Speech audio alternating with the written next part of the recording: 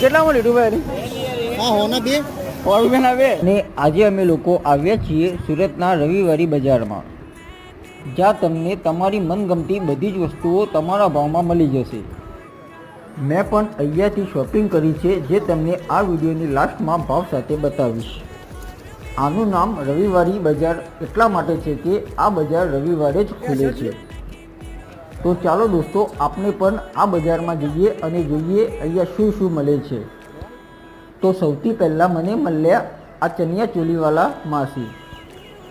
મેં અમને આ ચણિયા ચોલીનો ભાવ પૂછ્યો તો માસી કહે છે આના ₹1200 છે, પણ આ તમને ₹1000 પડી જશે. એના પછી આ લાલ ચણિયા ચોલીનો ભાવ ₹1500 છે, પણ આજે સન્ડેના દિવસે સાંજે હું ગયો છું તો માસી કહે છે કે બંધ કરવાનો ટાઈમ છે, એટલે આ તમને 1200 થી 1300 અંદરમાં પડી જશે. તો દોસ્તો, આ